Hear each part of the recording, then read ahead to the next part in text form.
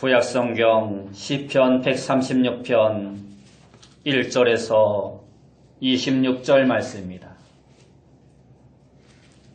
구약성경 제가 진 성경으로 902페이지, 구약성경 902페이지, 시편 136편 1절에서 26절 말씀 제가 봉독해 드립니다. 여호와께 감사하라. 그는 선하시며 그 인자하심이 영원하미로다. 신들 중에 뛰어난 하나님께 감사하라. 그 인자하심이 영원하미로다. 주들 중에 뛰어난 주께 감사하라. 그 인자하심이 영원하미로다. 홀로 큰 기이한 일들을 행하신 이에게 감사하라. 그 인자하심이 영원하미로다. 지혜로 하늘을 지으신 이에게 감사하라. 그 인자하심이 영원하미로다. 땅을 물 위에 펴신 이에게 감사하라. 그 인자하심이 영원하미로다. 큰 빛들을 지으신 이에게 감사하라. 그 인자하심이 영원하미로다. 해로 낫을 주관하게 하신 이에게 감사하라. 그 인자하심이 영원하미로다. 달과 별들로 밤을 주관하게 하신 이에게 감사하라. 그 인자하심이 영원하미로다. 애굽의 장자를 치신 이에게 감사하라. 그 인자하심이 영원하미로다. 이스라엘을 그들 중에서 인도하여 내신 이에게 감사하라. 그 인자하심이 영원하미로다. 강한 손과 펴신 팔로 인도하여 내신 이에게 감사하라. 그 인자하심이 영원하미로다. 홍해를 가르신 이에게 감사하라. 그 인자하심이 영원하미로다. 이스라엘을 그 가운데로 통과하신 이에게 감사하라. 그 인자하심이 영원하미로다. 바로와 그의 군대를 홍해에 엎드러뜨신 이에게 감사하라. 그 인자하심이 영원하미로다. 그의 백성을 인도하여 광야를 통과하게 하신 이에게 감사하라. 그 인자하심이 영원하미로다. 큰 왕들을 치신 이에게 감사하라. 그 인자하심이 영원하미로다. 유명한 왕들을 죽이신 이에게 감사하라. 그 인자하심이 영원하미로다. 아모리인의 왕 시온을 죽이신 이에게 감사하라. 그 인자하심이 영원하미로다. 바산 왕 옥을 죽이신 이에게 감사하라. 그 인자하심이 영원하미로다. 그들의 땅을 기업으로 주신 이에게 감사하라. 그 인자하심이 영원하미로다. 곧 그 종 이스라엘에게 기업으로 주신 이에게 감사하라. 그 인자하심이 영원하미로다. 우리를 비천한 가운데에서도 기억해 주신 이에게 감사하라. 그 인자하심이 영원하미로다. 우리를 우리의 대적에게서 건지신 이에게 감사하라. 그 인자하심이 영원하미로다. 모든 육체에게 먹을 것을 주신 이에게 감사하라. 그 인자하심이 영원하미로다. 하늘의 하나님께 감사하라. 그 인자하심이 영원하미로다. 아멘. 우리 옆에 분들과 인사합시다. 만나서 반갑습니다. 다시 한번 인사합시다. 오늘도 큰 은혜 받읍시다. 오늘 우리가 읽은 말씀을 통해서 감사하면 인생이 바뀝니다. 감사하면 인생이 바뀝니다. 라는 제목으로 함께 은혜의 말씀을 나누기 원합니다. 인생은 참으로 짧습니다. 꿈과 비전은 많은데 나이가 들면 인생은 더 짧게 느껴집니다. 그러나 한편으로는 인생은 또한 깁니다. 수많은 시련 중에도 우리는 여전히 살아있고 앞으로 찬란한 꿈과 비전과 이상을 펼친 시간이 아직도 우리에게 남아있기 때문입니다. 그리고 또한 인생은 죽음으로 다 끝나지 않고 죽음 이후의 세계도 있기 때문입니다. 사람들은 가끔 인생이 무엇이냐 하고 질문을 합니다. 파스칼은 팡세라는 책에서 하나님을 모르는 인생을 이렇게 표현했습니다. 소수의 사람이 사형 선고를 받아 쇠사슬에 얽혀 있고 그 중에 몇 명이 매일 남이 보는 앞에서 학살되고 남은 자는 자신의 운명도 그들처럼 될 것을 알고 슬픔과 희망이 없는 삶에 지쳐 서로의 얼굴을 쳐다보며 자기 차례를 기다리는 것이 인생이다. 이 말은 하나님을 떠난 인생의 비참함을 말씀해주고 있는 것입니다. 또 어떤 사람은 인생을 불안이란 불개미 떼가 수시로 출몰하는 광야의 나그네 길과 같다 하고 말을 했습니다. 불안이란 불개미 떼가 수시로 출몰하는 광야의 나그네 길. 모두가 다 그럴듯한 정의지만 인생에 대한 좋은 정의가 인생을 좋게 하지는 않습니다. 그래서 시인 하이네는 바닷가에서 바다야 인생이 무엇이냐 하고 물었더니 파도만 철썩철썩하더라 하고 답했습니다. 다시 말해 인생을 정의한다라는 것은 모두 헛된 수고라는 것입니다. 어느 날 한 자매가 영국의 유명한 문학가인 칼라일에게 인생이 무엇이냐고 질문을 했습니다. 그러자 칼라일은 그에게 이렇게 말합니다. 자매님, 광대하고 복잡한 문제에 뛰어들지 말고 단순하고 정결한 삶에서 자족을 배우시고 매일매일의 삶에 충실하게 살아가십시오. 그렇습니다.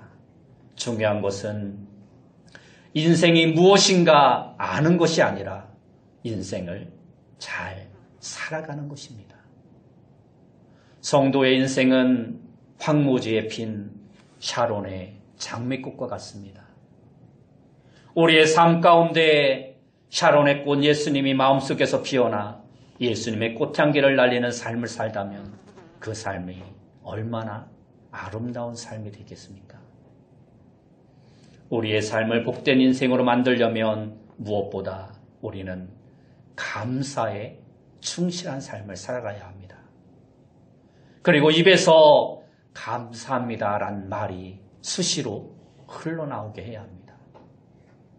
사람의 입에서 나오는 반복된 말은 점점 그 사람의 체질을 변화시킵니다.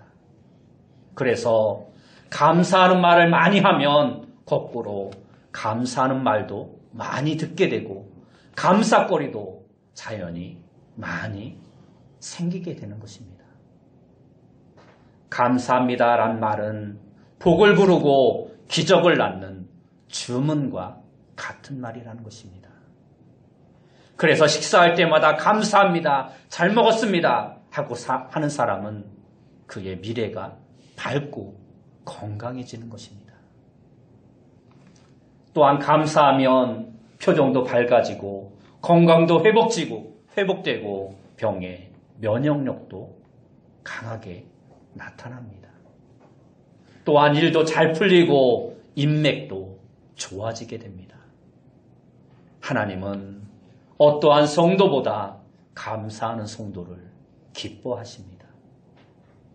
오늘 시편 136편은 이스라엘 백성들이 명절에 성전에서 낭송하는 감사의 시편 가운데 하나입니다. 본문을 보면 서론인 본문 1절에서 여호와께 감사하라 하고 선포하고 본문인 2절에서 25절에서는 하나님의 존재와 하나님의 은혜에 대해서 감사할 내용들을 하나하나 열거한 후에 마지막 결론인 26절에서 또다시 하늘의 하나님께 감사하라 하고 선포하며 시편을 마치고 있습니다. 오늘 추수감사주의를 맞이하여 이 시편이 가르쳐주는 감사의 원리를 우리가 두 가지만 살펴보길 원합니다. 첫 번째 감사의 원리는 우리가 감사할 것을 찾아서 감사하라는 것입니다. 오늘 본문의 시편은 처음부터 끝까지 감사할 내용을 쭉 나열하고 있습니다. 이처럼 하나님의 은혜를 일일이 헤아리고 입술로 고백하며 감사하면 하나님은 더욱 기뻐하시는 것입니다. 자녀가 부모님께 말로 감사를 표현해도 기쁘지만 편지로 그동안 베풀어 주신 감사한 일들을 일일이 적어서 감사하면 부모는 더욱더 기뻐할 것입니다. 어떤 감사의 내용을 보면 아니 우리 자녀가 이러한 것도 감사하네. 그때는 오히려 내가 더 미안했었는데 하면서 더 그 자녀가 사랑스러워질 것입니다. 이처럼 감사한 것을 일일이 찾아 감사하면 감사할 일이 더 생기고 삶의 기쁨과 감격과 행복이 넘쳐나게 되는 것입니다. 어느 날 한 남자가 버스를 탔는데 조금 후에 뚱뚱한 한 여자가 아이 5을 데리고 그 버스에 탔습니다. 버스 안에서 아이들은 떼를 쓰고 고함을 지르고 여기저기 뛰어다니며 난장판을 만들었습니다. 그 아줌마는 아이를 때리고 욕하고 짜증을 냈지만 그래도 아이들은 통제가 되지 않았습니다. 피곤해서 쉬고 싶었던 그 남자는 막 짜증을 내려고 하다가 갑자기 생각을 받고 이렇게 말을 합니다. 하나님, 저 여자가 제 아내가 아닌 것을 감사합니다. 성도는 힘든 일이나 평범한 일에서도 또 감사할 수 없는 상황에서도 감사거리를 찾아내는 감사의 탐구자가 되어야 합니다. 평범한 일에서도 우리는 감사할 것이 참 많이 있다라는 것을 알아야 합니다. 만약 별들이 1년에 딱 한 번 밤에 나타난다면 그 별들을 보면서 얼마나 감격을 하겠습니까? 그러나 우리는 매일 밤 별들을 보니까 별로 별에 대해서 감동을 느끼지 못하는 것입니다.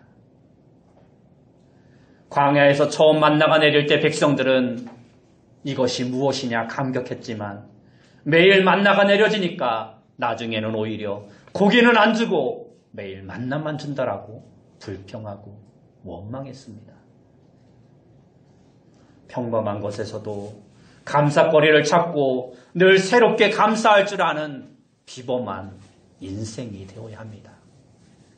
더 나아가서 우리는 고난 중에도 감사하는 자가 되어야 합니다. 추수감사절이 왜 생겼습니까? 청교도인들이 신대륙에 도착하여 첫 해 겨울을 지나면서 120명 중에 44명이 추위와 굶주림에 겨울을 이겨내지 못하고 죽음을 당하고 말았습니다.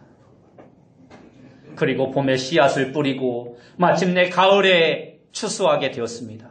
그래도 여전히 상황은 어려웠지만 그들은 그러한 상황 가운데서도 작은 감사의 조건을 붙들고 추수감사절을 제정한 후 하나님 앞에 감사의 예배를 드렸던 것입니다. 이처럼 우리는 힘든 상황 가운데서도 감사할 일을 찾아 힘써 감사하는 자가 되어야 합니다. 사도 바울은 범사에 감사하라고 권면할 때 그는 핍박과 고통과 시련 속에 감옥에 있었습니다. 그래도 그는 그곳에서도 감사거리를 찾아 감사하고 또한 다른 사람들에게도 감사하라고 말했던 것입니다. 요즘 많은 사람들은 눈에 보이는 것만 가지고 불평하다가 참된 감사거리를 다 놓치고 불행하게 살지만 찾아보면 우리 주위에 감사할 것들이 얼마나 많은지 모릅니다. 오늘 우리가 이 예배 자리에 나오게 된 것도 우리는 감사할 일인 것입니다. 하나님이 사모하는 마음도 주시고 건강도 주셨기 때문에 오늘 우리가 이 자리에 나올 수 있었던 것입니다. 살다 보면 별로 유익이 없는 것 같은 일도 큰 유익이 될 때가 많습니다. 옛날에는 보리밥은 가난한 사람들만 먹는 것이라고 생각했습니다. 그런데 요즘은 보리밥이 성인병과 다이어트에 좋다고 해서 오히려 쌀밥보다 더 비싸게 판매됩니다. 옛날에는 그 사실을 몰랐던 것입니다. 이처럼 삶은 실제로는 무익한 것처럼 보이지만 유익한 것이 많이 있다는 것입니다. 우리가 평범하게 안 좋은 것이라고 생각하는 것 가운데도 감사할 일들이 많이 숨어 있을 수 있다는 것입니다. 자녀가 학교 성적에서 꼴찌를 했어도 이렇게 기도하십시오. 하나님 감사합니다. 이제 더 내려갈 길은 없고 올라갈 일만 있으니 감사합니다. 또한 성적이 나빠도 기죽지 않고 건강하게 학교 잘 다니니 감사합니다. 이러한 감사의 고백이 우리에게 넘쳐나야 합니다. 좋을 때 감사하는 삶은 일반적인 감사입니다. 그러나 좋지 않고 힘들 때, 어려울 때 감사하는 삶은 성령 충만한 사람만이 할 수 있는 것입니다. 여러분은 어떠한 상황 가운데서도 감사할 수 있습니까? 최악의 상황을 만나도 감사하겠다고 마음의 준비를 하시기 바랍니다. 그러면 하나님이 오히려 그러한 시험과 시련을 피하게 해 주실 것입니다. 이처럼 최악의 상황에서도 흔들리지 않는 믿음을 가지고 감사하겠다고 다짐하는 실천이 우리에게 필요합니다. 로마서 8장 28절의 말씀을 보면 하나님을 사랑하는 자, 곧 그 뜻대로 부르심을 입은 자들에게는 모든 것이 합력하여 선을 이루게 해주신다라고 하나님은 말씀하고 있습니다. 두 번째 감사의 원리는 하나님의 선하심을 믿고 감사하는 자가 되어야 합니다. 오늘 본문 1절의 말씀을 보면 여호와께 감사하라. 그는 선하시며 그 인자하심이 영원함이로다 하고 말씀하고 있습니다. 이 시편은 후렴에서 그 인자하심이 영원함이로다란 찬양 구절이 매 구절마다 계속되기 때문에 이 시편 136편을 위대한 찬양시라고 이름합니다. 명절에 레위인들이 각 구절의 앞부분을 선창하면 회중 전체가 후렴구인 그 인자하심이 영원함이로다라는 말을 함께 제창했습니다. 감사는 하나님이 선하시고 그 인자하심이 영원하다라는 믿음에서 출발하는 것입니다. 믿음과 감사는 비례하는 것입니다. 많이 가져서 감사하는 것이 아니라 많이 감사할 때 우리는 많이 가질 수 있게 되는 것입니다. 기쁨도 많이 가질 때보다 많이 감사할 때 더 넘쳐나게 되는 것입니다. 믿음의 눈으로 보면 감사할 것들이 얼마나 많은지 모릅니다. 특히 하나님이 어떠한 분이신지에 대한 믿음이 더욱더 굳세야 우리의 삶에 감사가 넘쳐나는 것입니다. 하나님이 어떤 분이십니까? 하나님은 가장 위대한 분이십니다. 오늘 본문 2절과 3절 말씀에 보면 신들 중에 뛰어난 하나님께 감사하고 주들 중에 뛰어난 주께 감사하라고 말씀합니다. 이 말은 하나님의 위대하심과 절대 주권을 말씀하고 있는 것입니다. 그리고 4절에서 9절 말씀을 보면 천지 만물을 창조하신 위대하신 하나님께 감사하라고 말씀하고 있습니다. 이처럼 하나님의 선하심을 굳게 믿어야 우리는 진정으로 감사할 수 있는 것입니다. 사람들은 잘 되면 자기 노력으로 그렇게 된 줄 알지만 사실상 하나님의 은혜로 그렇게 된 것입니다. 우리의 삶의 선한 열매는 우리의 노력의 산물이기 전에 하나님의 은혜의 선물임을 우리는 깨달아 알아야 합니다. 성도의 삶은 운명이나 우연의 결과가 아닙니다. 하나님은 성도의 삶에 대한 가장 선한 계획을 가지고 계십니다. 역사라는 말, 히스토리도 본래는 히스 플러스 스토리, 다시 말해 그분의 이야기입니다. 마찬가지로 성도의 삶도 그분의 이야기 가운데 하나입니다. 이러한 믿음을 가지고 고난 중에도 하나님이 내 삶을 하나님께서 선하게 인도할 것이라고 믿고 우리는 감사하는 삶을 살아가는 자가 되어야 합니다. 살다 보면 우리는 절망적인 일을 많이 당할 수 있습니다. 그리고 세상을 보면 실망스러운 일들도 많이 보게 됩니다. 자신을 봐도 실망적인 모습들이 많이 보여집니다. 우리는 바로 그때 예수님을 바라보아야 합니다. 그러면 희망이 생기고 기쁨과 평안이 생기는 것입니다. 사람이 무엇을 바라보느냐에 따라 삶의 열매도 달라지게 됩니다. 바람이 불면 어떤 성도는 쉽게 흔들리고 믿음을 포기하지만 오히려 어떤 성도는 시련과 역경 가운데서도 더욱더 믿음의 뿌리를 내리고 더욱더 신앙이 커지는 것을 우리는 볼 수 있습니다. 인생의 문제는 시각과 생각의 문제이고 믿음의 문제인 것입니다.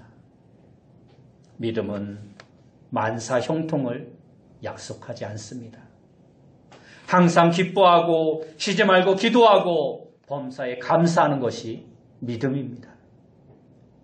고난의 비는 성도에게도 똑같이 내리게 되어 있습니다. 중요한 것은 그러한 고난 중에도 우리는 하나님을 바라보고 우리의 믿음을 더욱더 굳세게 해야 한다는 것입니다. 이처럼 고난을 통해 성도는 점차 변화되어지는 것입니다. 사람이 변화된다는 것은 쉽지 않지만 대개 보면 축복 체험보다는 고난 체험을 통해서 사람들은 많은 것을 깨닫고 더욱더 삶이 굳세게 되는 것을 우리는 많이 보게 됩니다. 하나님은 지금도 모든 상황을 당장 바꿀 수 있지만 선한 목적을 위해 때로는 침묵하십니다. 그래서 모세가 미디안 광야에서 40년을 지내게 하셨고 때로는 신실한 성도가 순교하고 투옥되고 그냥 죽는 것도 지켜보실 때도 있는 것입니다. 얼마든지 그 일을 막아주실 수도 있지만 그 일을 피하게 하실 수도 있지만 하나님은 그 일을 통해 더욱더 큰 일을 이루시고 더욱더 큰 깨달음을 주시기 위해 고난을 허락하시기도 한다라는 것입니다. 우리는 그 하나님의 최종선을 신뢰하고 믿는 자가 되어야 합니다. 출애굽의 구원의 역사는 며칠 만에 이루어졌지만 노예 백성이 용사로 변화되는 역사는 40년이나 걸렸습니다. 그리고 마침내 용사가 되어 그들은 가나안 땅에 들어가 그 땅을 점령할 수 있었습니다.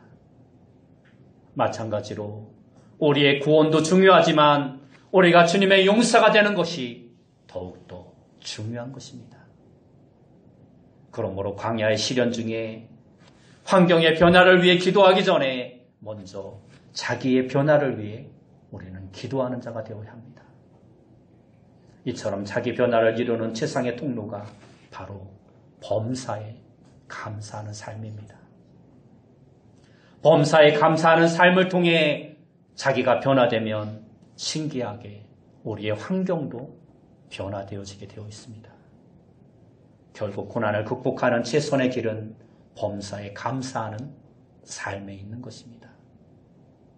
현재의 고난이 극심해도 하나님의 선한 목적이 있음을 굳게 믿으면 하나님은 선하시고 그 인자하심이 영원하신 분이시기에 우리를 선한 길로 인도해 주실 것이라는 것입니다. 또한 하나님은 가장 정의롭고 공평하신 하나님이시기에 우리가 고난을 감사로 받아들이고 믿음이 성숙해지는 계기로 삼으면 고난의 크기 이상의 큰 상급을 우리에게 주신다는 것입니다.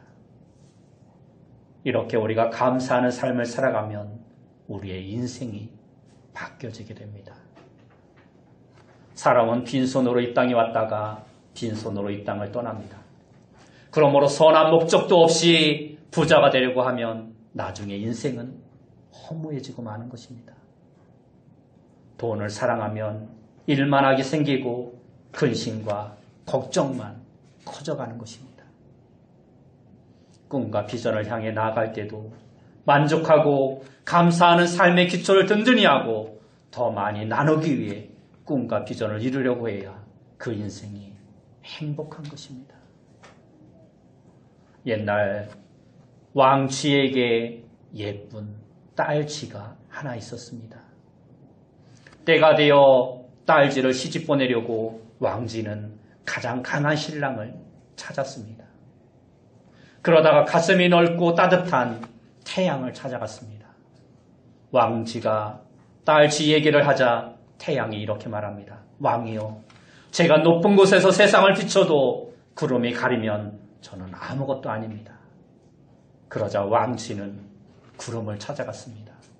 그러자 구름이 또 말합니다. 왕이여, 저는 바람이 거세게 불면 볼품없이 밀려다니니 차라리 바람을 찾아가십시오. 왕쥐가 이번에는 바람을 찾아가 바람에게 말합니다.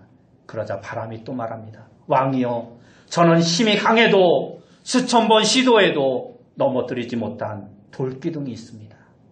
돌기둥에게 찾아가 보십시오. 왕쥐는 이제서야 좋은 혼처를 찾았다고 좋아하며 돌기둥을 찾아갔습니다. 그러나 돌기둥은 이렇게 말합니다. 왕이여, 저는 온갖 비바람을 견디고 태풍에도 이렇게 굳게 서 있을 수 있지만 제게도 딱 한 가지 무서운 존재가 있습니다.